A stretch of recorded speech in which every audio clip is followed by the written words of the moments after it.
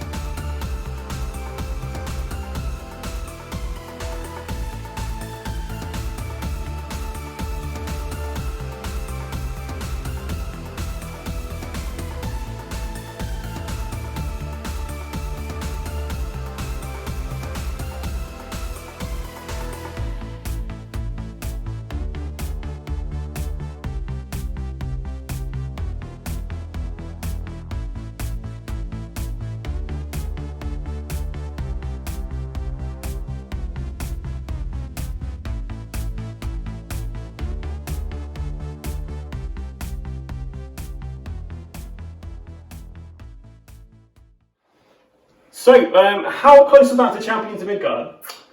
Nothing. Nothing like it! What a victory! Cool, so Jane, this is the first time you've played this. Obviously, I'm going to come in from a very passionate, enjoying kind of thing of playing many games of this. Whereas, it's the first time you play this kind of game. Yeah, it is. It is a different game mechanic for me, which I quite like when I'm wandering into a game mechanic I'm not sure of or how it works. And I was expecting like a gotcha element to it, and there was none of that there.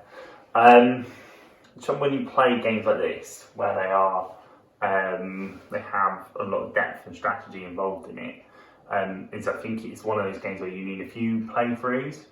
But it didn't take me very long to work out that just because of the game end mechanic on this particular instance, which was 6 characters, that actually I could probably win if I got there quick enough.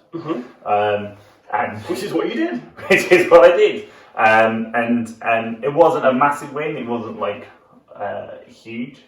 That's a decent amount of points in it. Good job. But it was clear to me that and I think that's what I liked about it was you didn't have to know an awful lot to have a chance of winning. You played this a lot more than I have, so I was expecting to lose because I didn't know the strategy.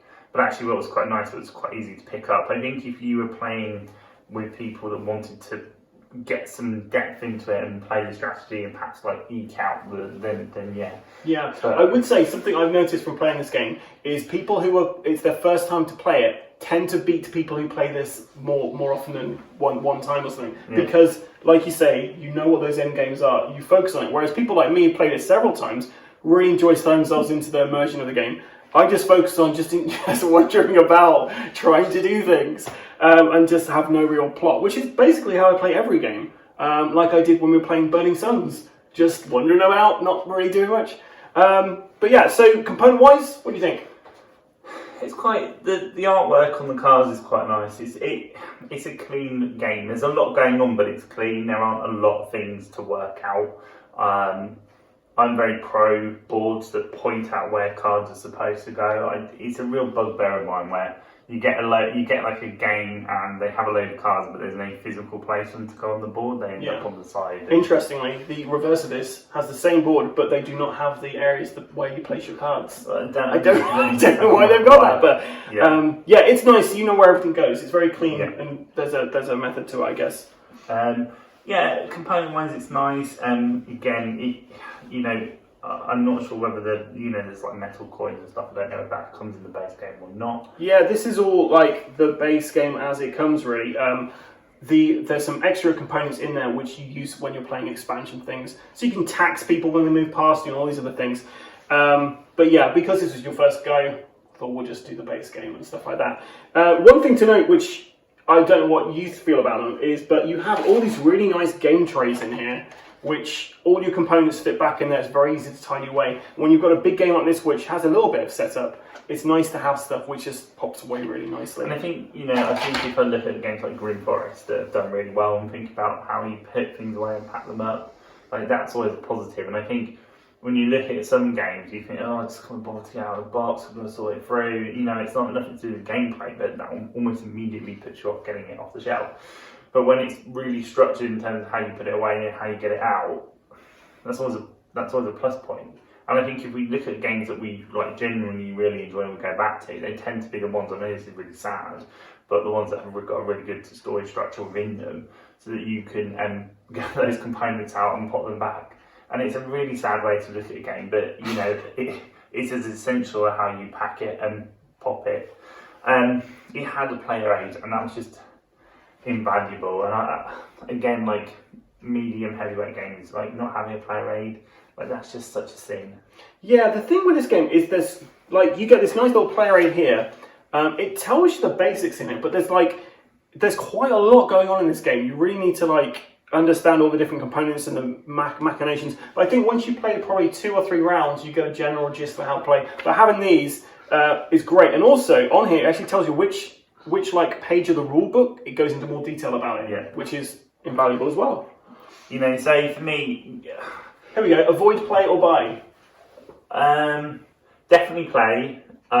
I haven't played enough to know if I would personally would buy it, but I know that you bought it, so that's a plus. See, I knew yours would be a play because it's one that's enjoyable, but it needs to sink in a bit sometimes, I think. For me, it's a buy. This is a bit of a grail game for me because I missed the Kickstarter, so I had to track this down. It cost me more than I would have liked to admit, but I'm very happy that I managed to get this because it's a game I really enjoy playing. It's very fun, and there's a lot of expansion components that come in this, which you can just really mess up the game. And I think that's the thing. I think we play a lot of games on this channel, and we also play a lot of games off this channel, and it's game enjoyment. And you look at this game and you think, oh, it looks really heavy, and I'm not sure. But actually, it's quite enjoyable, And I think if we had the time, obviously today is a filming day, so we sort of roll from one game to another. I'd play again. because I think next time I'd want to play a different strategy, and I think I'd probably play again because I want to play a different strategy. So for me, it's definitely play. Wouldn't necessarily go and buy it, only because you have it. But if I didn't own it and I went to a board game shop or a board game cafe, I probably would. I'd probably pick it up. So yeah, nice big say there. So so that was Vindication. Obviously, it's one of my favorite games. So it's obviously always going to be a massive shining recommendation for myself. I'd say if you see this in a board game cafe and they've got somebody to help you learn the rules for this, definitely take them up on it. Get them to sit down, tell you the rules. You play 1 or 2 turns of this, you'll know how to play it. It's a kind of medium weight game. Yeah. I wouldn't say this is for people who are new to board games, but it's a really good experience to sit down, and you can play this in an evening. Cool, so let's do the admin, right? To the admin. So we have been Die Rollin. If you've enjoyed... And we still are. We still are. Right. Hopefully. If you've enjoyed our channel, or this review on our channel, wow. Then please make sure that you check us out and click like and subscribe on all our various social media channels. Facebook, Instagram, YouTube. TikTok? Not TikTok. Not TikTok. Although Will wants us to be on TikTok. You keep sending us TikTok videos. I mean, and it's not appropriate. It's really it's weird. He makes eye contact. I don't know. It's strange. Until next time, please stay safe and keep rolling.